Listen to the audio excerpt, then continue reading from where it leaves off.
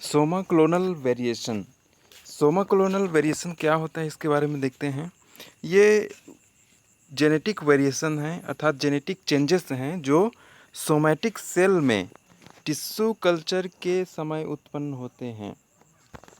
जब हम किसी सोमैटिक सेल को टिश्यू कल्चर करते हैं, जैसे लीफ की कोई कोशिका या एपेक्स की स्टेम एपेक्स की कोई कोशिका को हम लेते हैं और उसको टिश्यू कल्चर करते हैं, ठीक है। तो उस समय कभी कभी क्या होता है कि जेनेटिक चेंजेस यानी जीन्स में म्यूटेशन के कारण या क्रोमोसोमल में कोई चेंजेस के कारण जेनेटिक वेरिएशन उत्पन्न हो जाते हैं।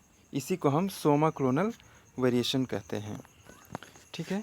तो अगला लाइन भी यही लिखा हुआ है, टिश्यू कल्चर के समय क्रोमोसोम के स्ट्रक्चर में चेंजेस या म्यूटेशन के कारण उत्पन्न होते हैं, ठीक है। क्रोमोसोम के स्ट्रक्चर में चेंज हो सकता है या डीएनए में या जीन्स में म्यूटेशन के कारण ये उत्पन्न हो सकते हैं, ठीक है।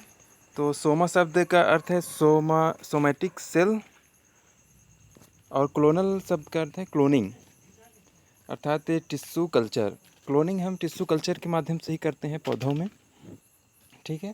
किसी पौधे की कोशिकाओं को लिया और उस कोशिका से हम कैलस बनाए और फिर नया पौधा तैयार कर लेते हैं ऑर्गेनोजेनेसिस से, ठीक।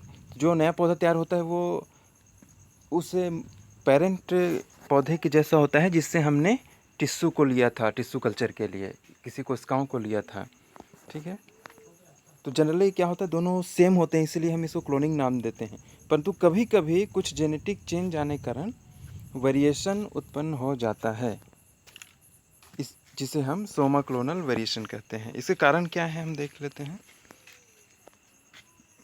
कई बार प्लांट ग्रोथ हार्मोन्स के यूज के कारण भी कुछ वेरिएशन देखने को मिलते हैं, ठीक है। दूसरा देखते हैं, change in chromosome structure. Chromosome के स्ट्रक्चर में चेंज अर्थात कोई भाग डिलीट हो जाए या कोई भाग एक्स्ट्रा जुड़ जाए या एक जगह से दूसरे जगह चला जाए तो उसको ट्रांसलोकेशन कहेंगे, है ना, ठीक है।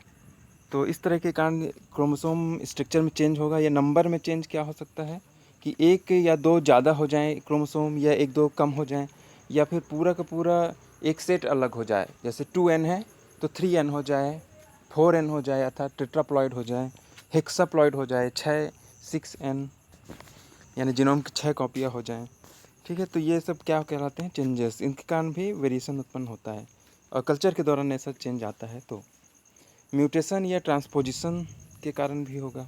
म्यूटेशन के कारण तो ये क्लियर ही है, ठीक, कि म्यूटेशन होगा तो कोई कोडोन चेंज हो जाता है तो उससे बनने वाला प्रोटीन चेंज होगा तो संबंधित कैरेक्टर भी चेंज हो जाता है। ट्रांसपोजिशन भी कई बार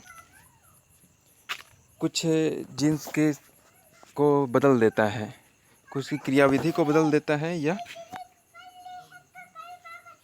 ठीक है, या epigenetic changes DNA epigenetic changes को हम देखते हैं। इसमें डीएनए मेथाइलेशन होता है। जैसे एपिजेनेटिक चेंजेस उसको बोलते हैं जिसमें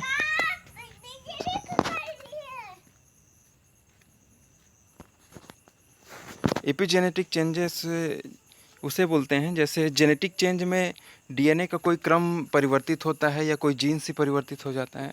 तो इसमें डीएनए का क्रम परिवर्तित नहीं होता है एपिजेनेटिक में, बल्कि डीएनए में कुछ एक्स्ट्रा चीज़ें होती हैं। जैसे डीएनए मेथाइलेशन यानी डीएनए के साथ मेथिल ग्रुप जुड़ जाना, या जो प्रोटीन है प्रोटीन में कुछ परिवर्तन हो जाए, मॉडिफिकेशन हो जाए जिससे उसका जो मेन फंक्शन है वो प्रभावित हो, या प्रोटीन की जो मात्रा है किसी प्रोटीन की मात्रा कम ज़्यादा हो जाए, ठीक है, जिसके कारण उस प्रोटीन का कार्य प्रभावित हो जिससे कुछ स्ट्रक्चर या फिजियोलॉजिकल चेंजेस पौधे में आ जाएं, यानी वो प्रोटीन जो काम करता था वह लक्षण उसमें न दिखे पौधे में, ठीक है। तो ये सब चेंजेस हो सकते हैं, एपिजेनेटिक चेंजेस में आएंगे। उसके अलावा कुछ बायोकेमिकल चेंजेस हो सकते हैं।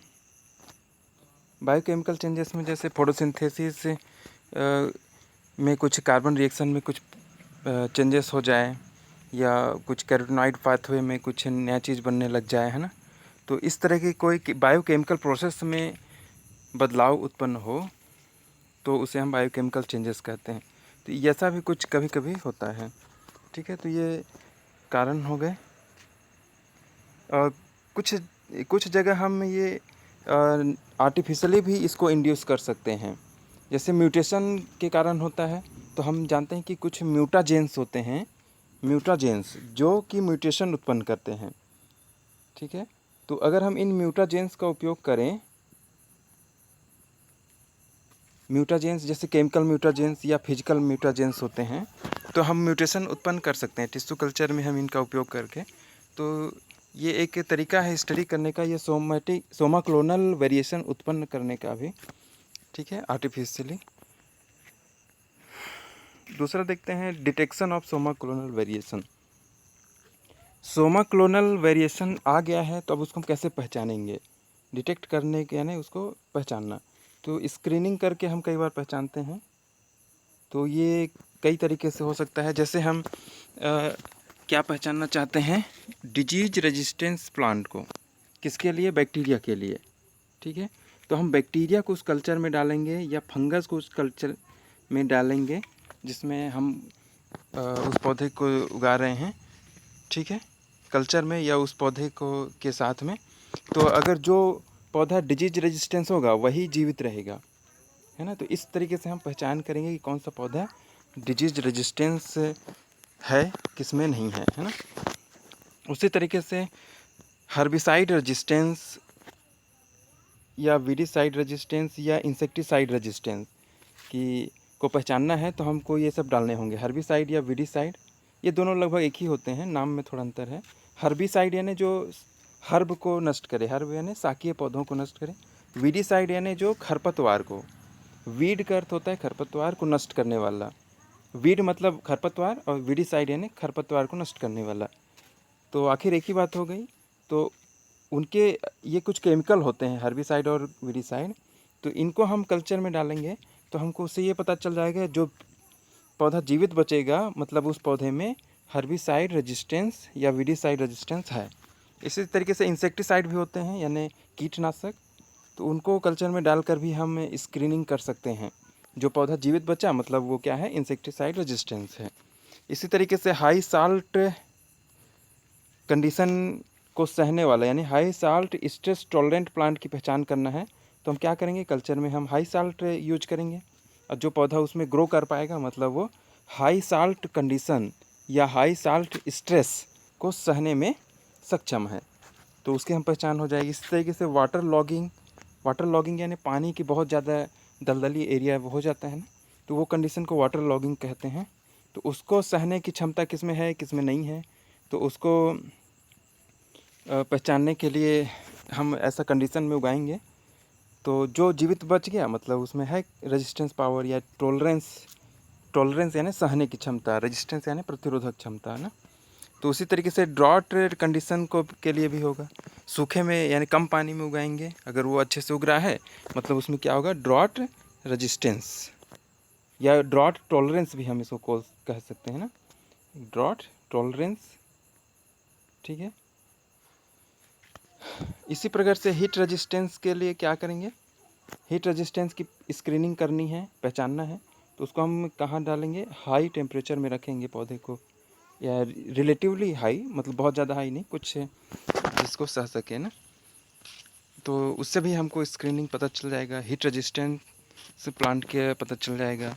कुछ मिनरल्स ज़्यादा मात्रा में भी विषाक्त होते हैं, तो इन मिनरल्स की ज़्यादा मात्रा में हम उसको उगाएंगे तो मिनरल विषाक्तता या मिनरल टॉक्सिसिटी का भी पता चल जाएगा कि किस पौधे में मिनरल विषाक्तता है को सहने की क्षमता है। ठीक है, और कुछ देखते हैं, जैसे साइटोलॉजिकल एनालिसिस से भी हम क्रोमोसोम नंबर में या स्ट्रक्चर में चेंजेस का पता लगा सकते हैं। ठीक है, स्ट्रक्चर का पता लगा सकते हैं, मतलब चेंजेस जो आए हैं इसमें ना, अगर कोई चेंजेस आया है इसके कारण तो उसको हम स्क्रीनिंग कर सकते हैं। साइटोलॉजिकल अर्थात जो हम सेल का स्टडी करते हैं माइक्रोस्कोपिक माध्यम से स्लाइड बनाकर, उसको कहा जाता है। ठीक है, अगला देखते हैं क्वालिटेटिव या क्वांटिटेटिव कैरेक्टर्स। क्वालिटेटिव यानी गुणात्मकता यानी जो क्वालिटी पर डिपेंड हो, क्वांटिटेटिव यानी कोई संख्यात्मक लक्षण होते हैं, जैसे प्लांट की हाइट। ठीक है, प्लांट हाइट जो है ऊंचाई है तो उसके वेरिएशन होता है, उसमें कितनी ऊंचाई है, थोड़ी ऊंचाई है, और ज़्यादा ऊंचाई, और ज़्यादा ऊंचाई, तो एक निश्चित वेरिएशन होता है, उसको क्वांटिटेटिव में रखते हैं। ठीक है, उसके अलावा और भी गुण हो सकते हैं, जैसे यील्ड ऑफ फ्रूट्स। यील्ड यानी पैदावार, फ्रूट्स की पैदावार कितनी ज़्यादा है, सीड का यील्डिंग कितना है, यील्डिंग यानी पैदावार। गम्स, गोंद, रेजिन, ये भी गोंद जैसा पदार्थ होता है। प्लांट साइज यानी पौधे का आकार कितना है, हाइट कितनी है। लाइफ साइकिल ड्यूरेशन, मतलब वो कितने समय में पौधा फ्लावरिंग फ्रूटिंग कर लेता है, मतलब फसल कितने समय में तैयार हो जाएगी। तो पूरा एक लाइफ साइकिल होता है। जैसे कोई फसल 3 महीने में पक जाती है, कोई 120 दिन यानी 4 महीने में पकता है। ठीक है, तो इसी तरीके से लीफ साइज भी मायने रखता है कुछ पौधों में, लीफ शेप है ना, जिससे पैदावार को हम पता कर सकें, अच्छा क्वालिटी को। ठीक है, तो इन लक्षणों के आधार पे हम इनको पहचानते हैं, बाहर से देखकर उस पौधे को।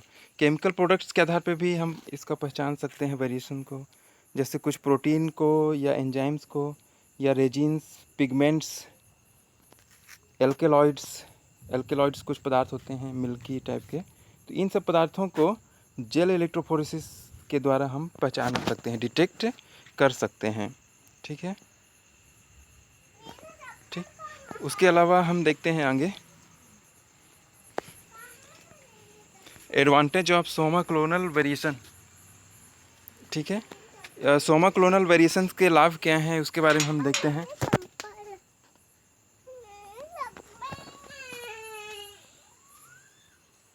ठीक है, advantage of Soma clonal variation के बारे में हम देखते हैं। इसमें डिजीज रेजिस्टेंस प्लांट को डेवलप किए जा सकते हैं। ठीक है, यानी इसको क्रॉप डेवलपमेंट में इसका उपयोग किया जाता है, प्लांट ब्रीडिंग में भी सोमा क्लोनल वेरिएशन का उपयोग किया जाता है। तो इसके माध्यम से डिजीज रेजिस्टेंस प्लांट डेवलप किए जा सकते हैं।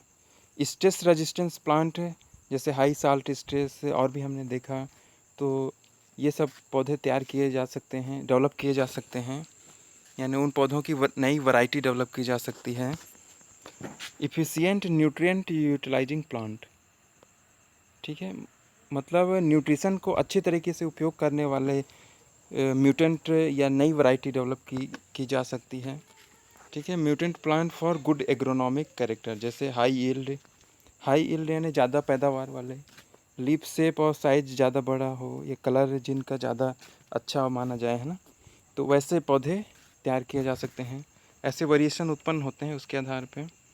ठीक, हर्बिसाइड या वीडिसाइड रेजिस्टेंस प्लांट भी डेवलप किया जा सकता है। टॉक्सिन रेजिस्टेंस प्लांट भी डेवलप किया जा सकता है। ठीक है, इसके माध्यम से।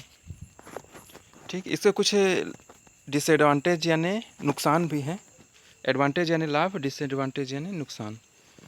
तो disadvantage of Soma clonal variation में क्या है कि कई पौधों में हमको वेरिएशन की ज़रूरत नहीं है।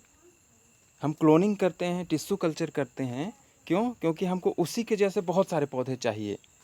ठीक है, टिश्यू कल्चर यानी इसको हम माइक्रो प्रोपेगेशन कहते हैं, जिसमें हम एक पौधे के कुछ कोशिकाओं को लेके उसी के जैसा जस्ट क्लोनिंग करते हैं, तो उसको हम क्या कहते हैं, माइक्रो प्रोपेगेशन।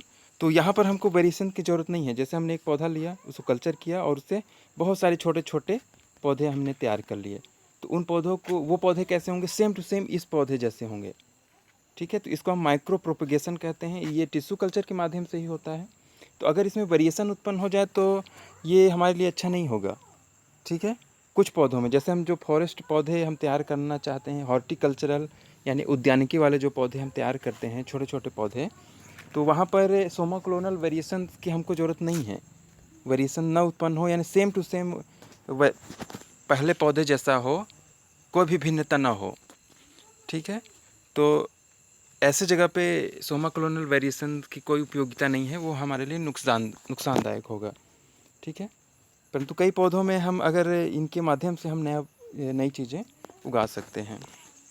ठीक है, जैसे इसका एग्जांपल नुकसान कहाँ पे होगा, जैसे एक पौधा हमको मिला नीम का, जिसमें एजाडी रेक्टिन नामक एक पदार्थ है जो कि बहुत ज़्यादा मात्रा में पाया जाता है। केवल एक ही पेड़ मिला, ये दिल्ली के आसपास कहाँ मिला है, एजाडी रेक्टिन। ठीक है, इसका स्पेलिंग देख लेना। तो एजाडी रेक्टिन नाम का एक पौधा ज़्यादा कंटेंट है उसके, मतलब उस नीम के पौधे में एजाडिरेक्टिन ज़्यादा परसेंट में पाया जाता है, केवल एक ही पौधा मिला। तो अब उस पौधे को हम कैसे बहुत सारे पौधे में बदलें, क्योंकि एक ही पौधा है, उससे तो हमको बहुत ज़्यादा मात्रा में एजाडिरेक्टिन नहीं मिल सकता। हाँ, एजाडिरेक्टिन जो होता है वो कीटनाशक के रूप में, नेचुरल कीटनाशक के रूप में उपयोग किया जा सकता है, इसलिए इसके बारे में देखा जा रहा है ना। तो एक पौधा है, उससे बहुत ज़्यादा मात्रा में हमको एजाडिरेक्टिन परसेंट में तो मिल रहा है, परंतु हम उसको उगाएं कैसे? तो उस पौधे का अगर हम बीज से उगाएंगे तो वो सेम टू सेम नहीं रह जाता है। बीज में क्या होता है कि बीज जो होता है मेल फीमेल गैमेट के मिक्सिंग से बनता है, जीन मिक्सिंग हो जाता है और वहाँ पर वो अच्छा नहीं रह जाता, यानी सेम जेनेटिक कंपोजिशन नहीं रह जाता। तो इसीलिए वहाँ पर हम क्या कहते हैं, टिश्यू कल्चर के माध्यम से उस पौधे को अगर हम उगाएं तो बहुत सारे हम छोटे छोटे पौधे तैयार कर लेंगे और वो पौधे क्लोन होंगे। ठीक है, तो यहाँ पर भी सोमा क्लोनल वेरिएशंस नहीं होने चाहिए। ठीक, तो कभी कभी सोमा क्लोनल वेरिएशंस का टिश्यू कल्चर में यूज नहीं होता है, मतलब हम उसको नहीं चाहते कि ऐसा वेरिएशन उत्पन्न हो। ठीक है, ये इसके डिसएडवांटेज में आ जाएगा, तो इसको इतना ही देखते हैं।